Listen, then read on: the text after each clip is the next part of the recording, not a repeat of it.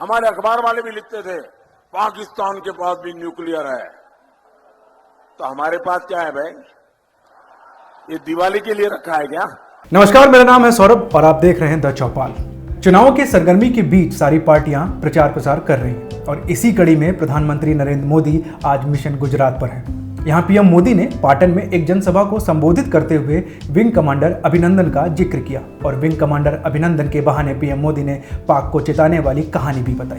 दरअसल पीएम मोदी ने कहा कि जब अभिनंदन को पाकिस्तान में पकड़ लिया गया तो मैंने पाकिस्तान से कहा कि अगर हमारे पायलट को कुछ भी हुआ तो हम तुम्हें नहीं छोड़ेंगे। पीएम मोदी ने कहा, हमने ऐसी तोप तैयार की है जिससे नाड़ाबेट से गोला दागे तो पाकिस्तान जाकर फूटे।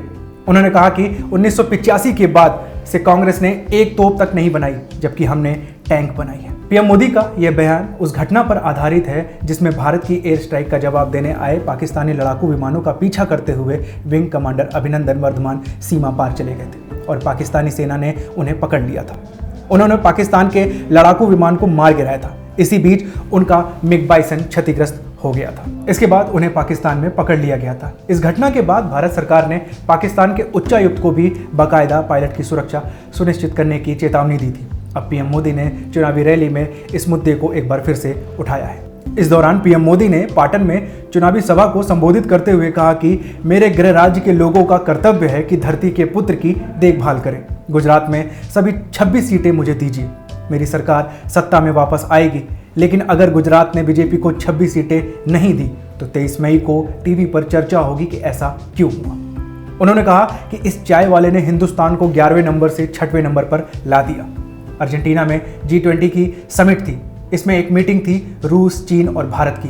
दूसरी मीटिंग थी अमेरिका, जापान और भारत। लेकिन इन सभी मीटिंग में खास बात यह थी कि इनमें भारत शामिल था।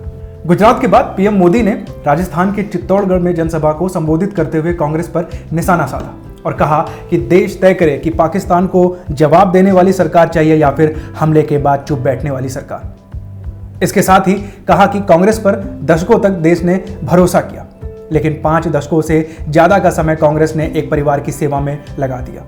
इस दौरान देश के सामर्थ्य के साथ, देश के संसाधनों के साथ न्याय नहीं हुआ। साथ ही कहा कि 130 करोड़ देशवासियों के विश्वास से ही हमने बीमारी के खिलाफ, गरीबी के खिलाफ, आतंकवाद के खिलाफ, काले धन के खिलाफ, अशिक्षा के खिलाफ जमकर लड़ाई लड़ी। हम देशवासियों की एकता का ही नतीजा है कि इन लड़ाइयों में हमें जीत हासिल हो रही है। इस दौरान पीएम मोदी ने राजस्थान में कांग्रेस के कर्ज माफी वाले वादों पर भी जमकर प्रहार किया। पीएम मोदी ने जनता से पूछा कि राजस्थान में किसी ने कहा था कि 10 दिन में किसानों का कर्जा माफ कर दूंगा, लेकिन क्या कर्ज माफ हुआ? बहरहाल आपको बता दें कि लोकसभा चुनाव के तीसरे चरण के मतदान के लिए आज प्रचार का आखिरी दिन है। 23 अप्रैल को 117 सीटों पर मतदाता अपने वोट का इस्तेमाल करेंगे। गुजरात की सभी 26 लोकसभा सीटों पर तीसरे चरण के तहत मतदान होना है और इसी कड़ी में प्रधानमंत्री नरेंद्र मोदी आज मिशन गुजरात पर है और साथ राजस्थान में भी चुनाव प्रचार कर रहे हैं।